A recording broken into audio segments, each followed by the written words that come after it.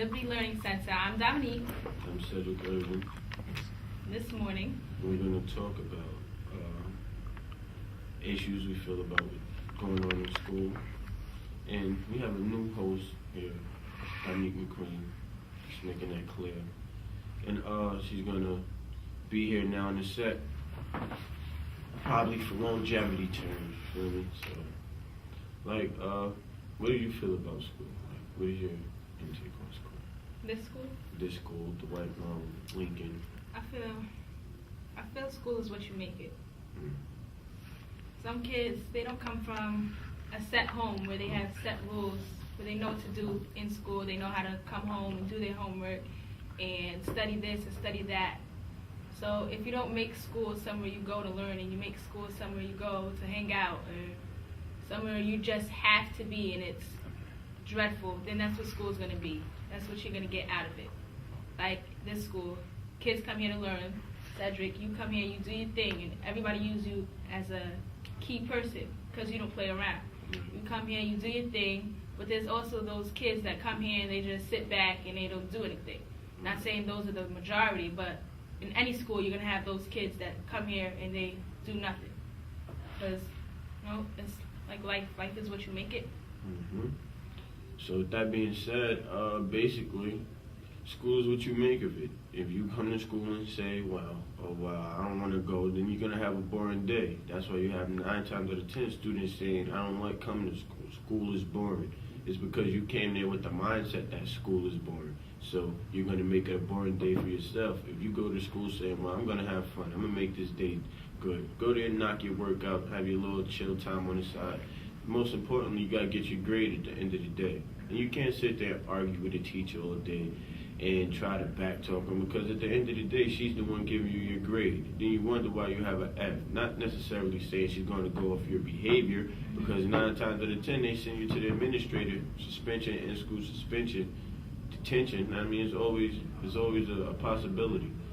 So, I mean, like she said, school is what you make of it. And this is another thing. I really have a problem with this, because when I was up at the White Moral, this was one thing that was, like, really touched me.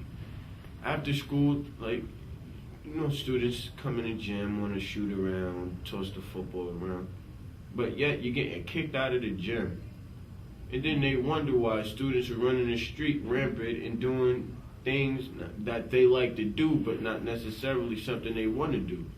If you had somewhere to go, like, after school, and they would make it, like, they got the little zone thing going. All right, that's very helpful, but not every student is into the zone, Not necessarily everybody want to sit inside of the zone and watch TV. You have home for that. Maybe some students want to go around the gym, shoot around, play, or whatever. I mean, like, that's a big thing. So more than likely, I mean, like, I really feel that should be an opportunity. Maybe an after-school open gym type program for students from maybe 4:30 to 6. I know right now would be the best time, or maybe because around basketball time, the gym is going to basically be like shut down and track and all that. But I mean, it's best that you make time for the students to have an open gym period, because then at the end of the day, the sun is going down around the time, no more daylight saving. They be all tired out. They only go home, either get a little nap in, do some homework, and then they're ready for the next day. Mm-hmm. But hey, it's not only what the students make of it, it's also what the teachers make of it. Mm-hmm. What your surroundings do for you. As youth, we should have those type of places where we could go and we could play, as you might say, play your sports, play basketball, hang out, work out, get your homework done. You could get it there. But yeah, the community should have something like a community house where you can go play basketball, football.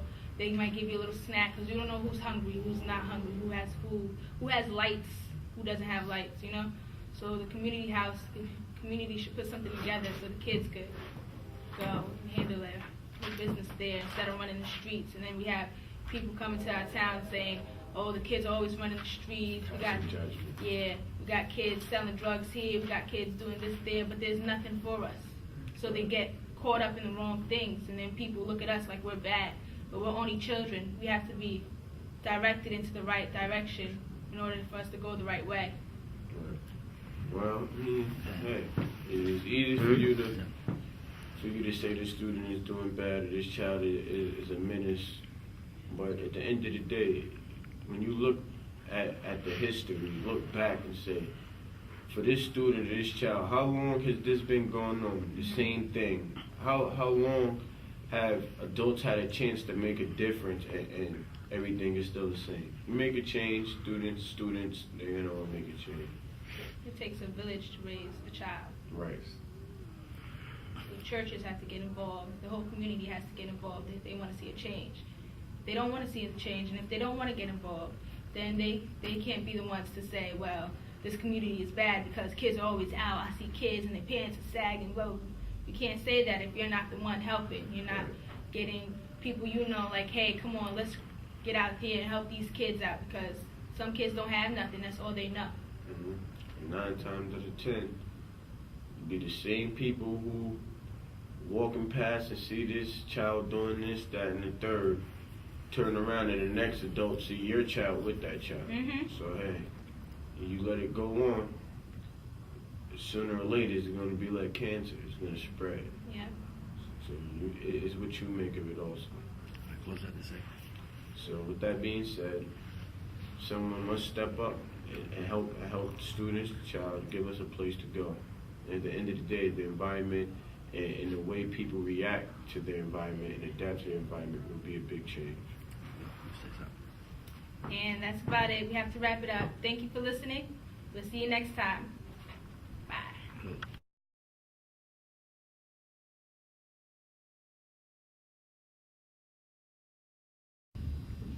All right, we're here live at Liberty Learning Center with Mr. Joseph Pell, the principal of Liberty Learning Center. And once again with me, Sedrick Evin. And the topic is how fortunate a lot of students are to be at this school. And Mr. Bell, what is your intake on that? Well, first, Cedric, thank you very much for having me. It's good to be here, and glad for an opportunity just to share with you how I feel about things. I think that this program is such a unique program in that it is causing people to stop and take notice that we are doing some very positive things with some people that were labeled years ago as being at risk. And what we are doing is we're demonstrating that these are young people who are going to have to be relabeled. They will have to be reconsidered as valuable contributors to society. So I'm excited about that. And that's the whole point of being in Liberty and the opportunities that students like us have. Fortunately, like for me, I came here. I wasn't told to come here by the Dwight Morris school system. I actually spoke to Mr. Dennis, and it was an opportunity for me to come. Instead of staying around a wider variety of students, I'm here with a minimum, and I can work at my own pace and also get the work done without a bunch of bickering back and forth among students and teachers. But last year I came here, and actually everything has stepped up prior to me first coming. There's a lot of students actually doing work. There's a lot of students actually who left school and coming back to try to get back in and realize the type of opportunity they have to graduate and better themselves in life. And I'm one of the students who took this opportunity to better myself and actually use it as positive instead of as a backdrop and a chill spot. So there's a lot of students here who actually got their credits and getting the job done.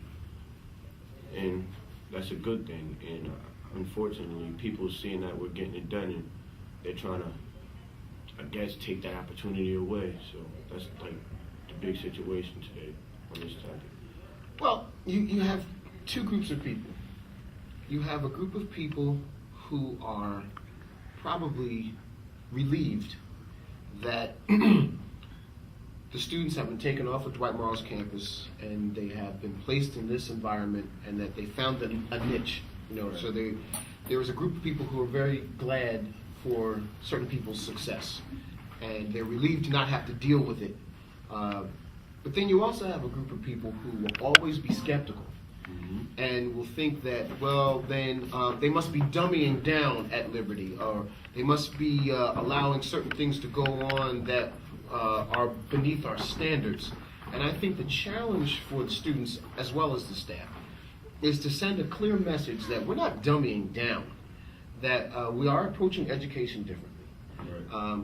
but we are still holding our young people to a standard. We're still trying to prepare them for society. I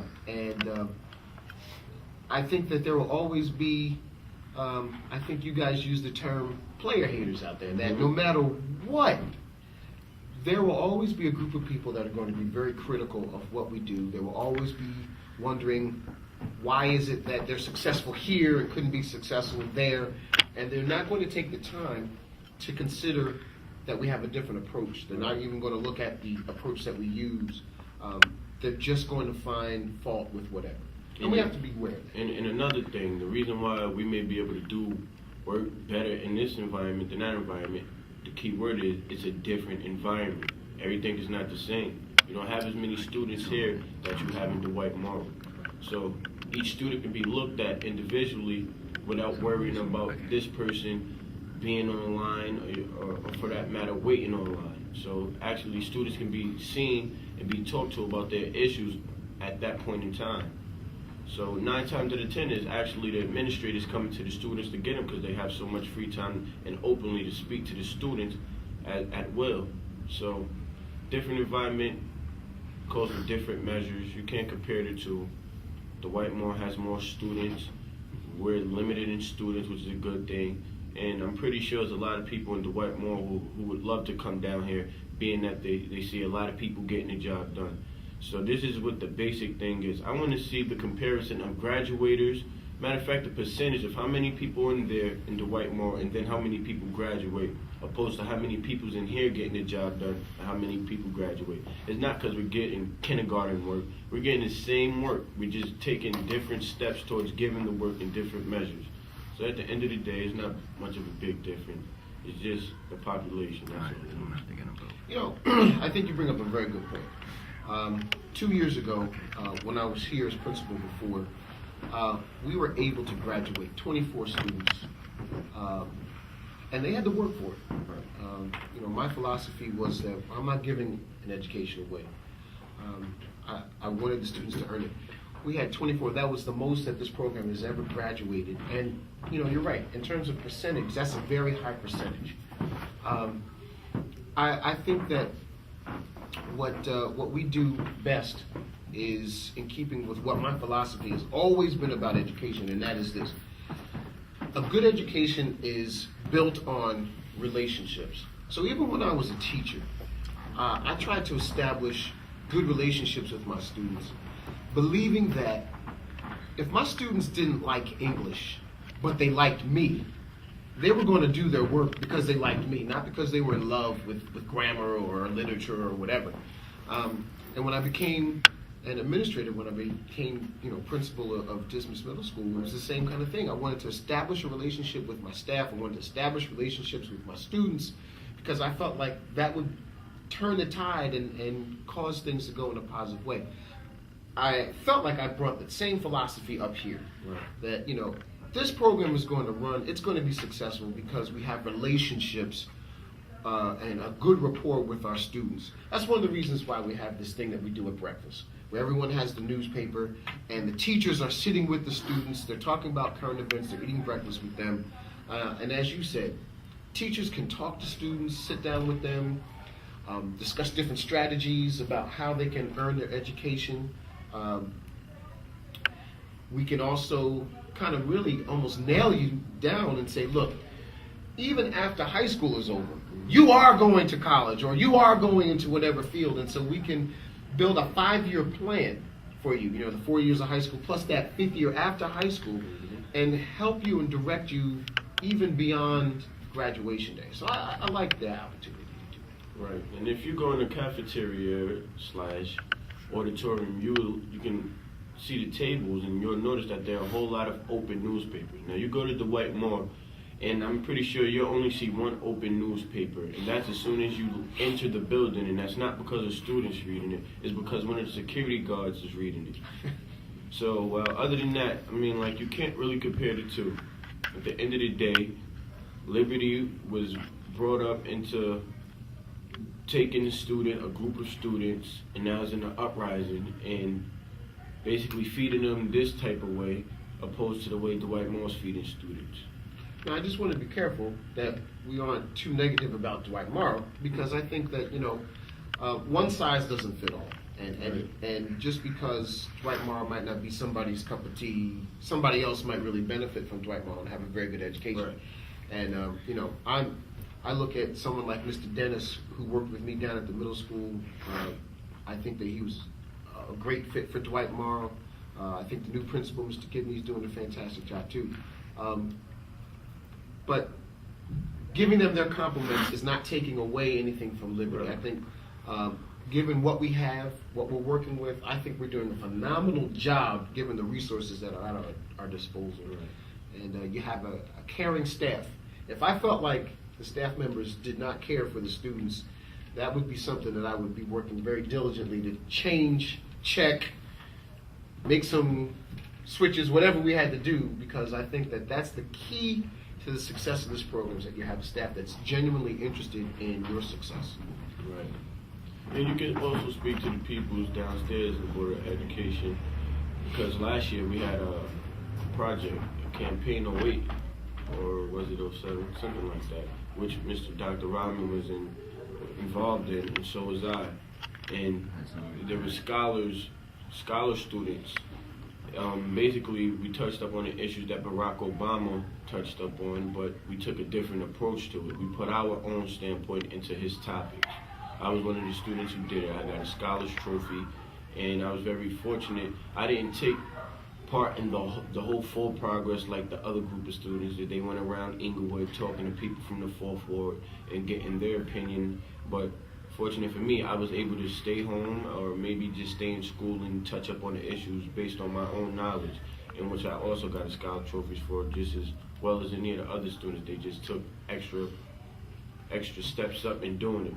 But at the end of the day, we do things so students can get credits. We also have programs, internships, welding, the Capri, and a lot of students at Dwight Moore I've spoke to about it, they said, well, they would like to take approaches on this. It's like a trade, but at the end of the day, you get your credits and you're also learning a new skill, and there's no complaints about it. I like going to the welding school in Patterson and learning how to cut metal, weld metal together. And this year they're doing construction, so you're learning hands-on. You're learning hands-on with these fields, and at the end of the day, you're getting credit, and you're also learning. It's not like you're just going there cutting metal or nailing wood together. You're actually taking classes, you're doing work, and then you go and apply the work you do to the hands-on work. So at the end of the day, you're learning, and you're also getting hands-on learning skills for the future. So I take a look at this. You're an athlete, and by the way, congratulations! You had a fantastic game this week. 5 interceptions. That's phenomenal. I think that we have to be very realistic, though. All athletes should also have some type of fallback position. right. In the event that they don't go the athletic route, they should have some type of skill. I think everybody should have some type of skill. I mean, I think even those people who are just following that academic track, they too should have some type of skill. Right. So when you stop and think about the programs that are being offered through Liberty School, you mentioned welding, but there's also carpentry, plumbing, electrical, and I happen to know, because I had work done in my house, these guys are making a lot of money. Right. So, it's good to have that fallback position. The Capri School does cosmetology, but they also will certify you to be a barber if that's what you wanted Right. to be, or I don't know if they call it hairdresser or not, but hairdresser. And then the internships, we have internships with some of the leading community-based organizations here in Engelwood, like the Health Department, Bergen Family Center. We also have the Rec Department. And then we have some very prominent businesses like Bennett Studios Right. that are providing these internships for our students, and these could also lead to potential job and career opportunities. So again, I think that what we're offering at Liberty School is a very unique and very innovative opportunity for young people to learn and experience life. Right. Well, I mean, like, the students are getting the job done, and they're doing what they know what they need to do to get what they want, and at the end of the day is to get out of school, period. And the 5-year plan is not, like Mr. Bell said, is not a left back type of situation. Right. You sign a contract, put your classes down, your credits, and then you start to talk about what's your 5th year basically subject or whatever you plan on doing. Major or focus. Right. Yeah. Whenever you get out of high school. So, and the administrators is taking initiative, and they're helping you find jobs now, opposed to you getting out of high school and bettering your future, or maybe even starting a career. So you're having help in many different fields at the same time. You're getting the job done here, and they're teaching you the methods and the approaches to get to where you need to be in the future. I just want to mention, I know that we have to wrap this up, but I just want to mention a couple of things that are enhancing this program. First of all, I'm very glad to have Mr. Andre Hampton on board this year. He's been a help. He's a basketball coach, so I think that he identifies well with a lot of the students. We also have Ms. Jamela Scott, who is brand new to this program. She's coming with a lot of resources at her disposal. She has taken a very serious and very sincere interest in the students. She's been taking a lot of time to talk to the students about, possibilities beyond school, which is a very good thing. We also have Mr. Sam Lee, who worked with me in my other program, my middle school program, and he's doing a lot of different projects. He's doing a video production class I think you might know something about, and he is not only teaching everyone the art of producing, but he's also teaching everyone about doing documentaries. Right. We're going to have a historical record of Lincoln School in the 4th Ward in Engelwood. And Certainly exploring the truth. the truth behind the 4th Ward. Yes, I like that. And of course, we're going to document this year, because this is a banner year for Liberty School. We have set up as a goal that the faculty is working with me. We've set up a goal to make this program a premier alternative school program that other school districts are going to look at us and they're going to want to Maybe just imitate the same thing for their students. So it was good talking with you, Sedrick, and appreciate the opportunity to share a little bit about Liberty School. All right, thank you for tuning in, and we're going to have the closing statement. At the end of the day, don't judge a book by its cover.